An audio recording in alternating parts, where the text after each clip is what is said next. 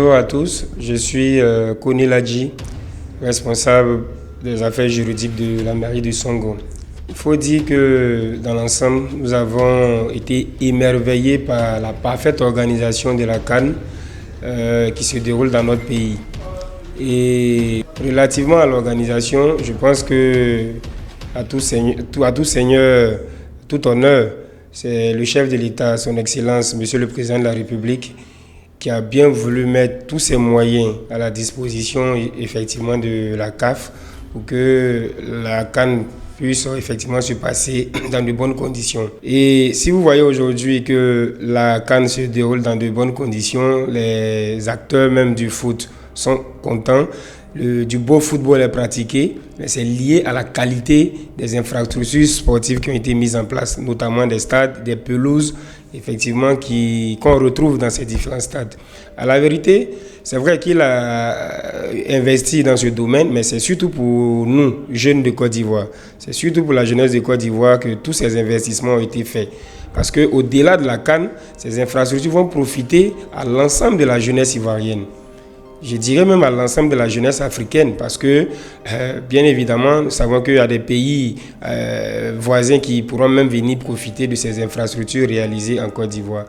Donc, à côté du président de la République, nous voudrions également remercier son Excellence, Monsieur le Premier ministre, ministre des Sports et du cadre de vie, pour vraiment le suivi régulier de la qualité de ces infrastructures mises à la disposition de l'État de Côte d'Ivoire. Et nous voudrions remercier également son Excellence, Monsieur le Premier ministre, ministre des Sports et du cadre de vie, qui a bien voulu, à travers Monsieur le maire député maire de la commune de Songo, mettre à la disposition de toute la jeunesse et toute la population de Songo un village CAN. Ici même à Songo, au carrefour d'Agbé, plus connu sous le nom du carrefour Jacquesville. Et grâce à cet espace, effectivement, toute la population se retrouve pendant les journées de foot, depuis le début de la CAN. Et nous avons pu nous rendre au niveau de ce village. Nous avons vu effectivement l'organisation qui est mise en place, la ferveur des différentes populations. Et vraiment, c'est une totale réussite.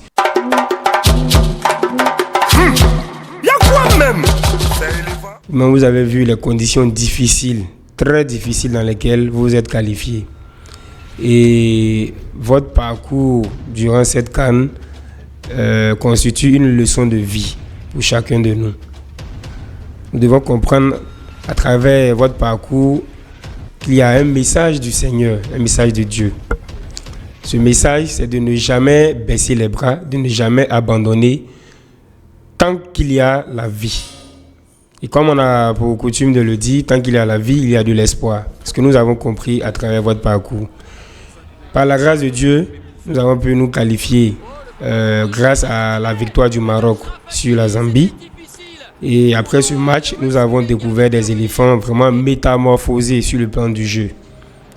Et grâce au beau football que vous avez produit et grâce à la résistance dont vous avez fait preuve, nous avons pu battre le Sénégal en 8e de finale. Après ce match héroïque contre le Sénégal, le tenant du titre, il faut le préciser, que vous avez battu à Bouaké, à Yamoussoukro, vous avez battu également le Mali à Bouaké lors des quarts de finale. Après ce match, par la grâce de Dieu et grâce encore à vos efforts, vous avez en demi-finale battu l'équipe de la République démocratique du Congo. Aujourd'hui, c'est la dernière marche avant de monter effectivement sur le toit de l'Afrique. Et pour ce dernier match, je demande aux éléphants de jouer libérés. Vous avez produit un beau football face à la République démocratique du Congo. Je souhaiterais que ce même jeu soit produit.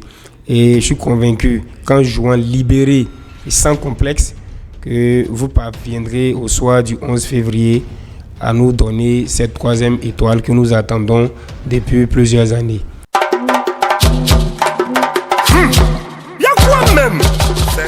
Nous avons vu que depuis qu'il a pris notre sélection, la tête de la sélection, qu'il a en quelque sorte transmis cette rage de vaincre là à nos joueurs. Et ça se ressent dans leur jeu depuis qu'il est à la tête de la sélection. Donc, le féliciter déjà, lui exprimer toute notre admiration et lui dire que nous le soutenons. Et nos prières l'accompagnent dans tous les choix qu'il aura à faire, que le Seigneur l'inspire dans le classement qu'il aura à faire.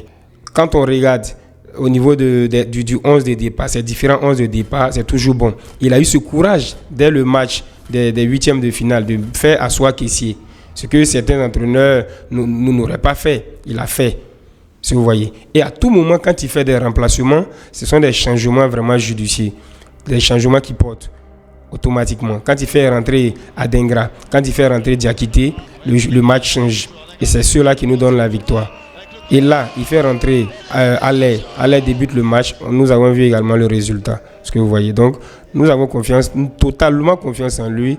Et vraiment, nos prières l'accompagnent.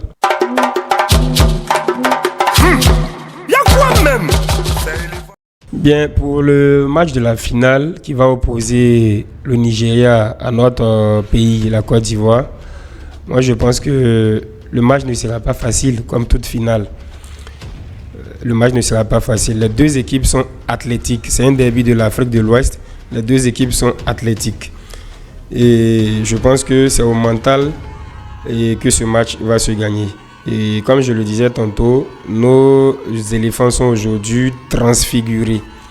Voilà, ce mental-là, cette rage de vaincre, ils l'ont depuis notre qualification pour le second tour.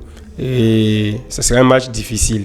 Mais je pense que au bout de cette bataille entre Aigle et Éléphant, nos joueurs, la Côte d'Ivoire sortira victorieuse de ce combat. Et pour mon pronostic, la Côte d'Ivoire va emporter ce match 3-1 contre le Nigeria à la finale de ce dimanche 11 février 2024.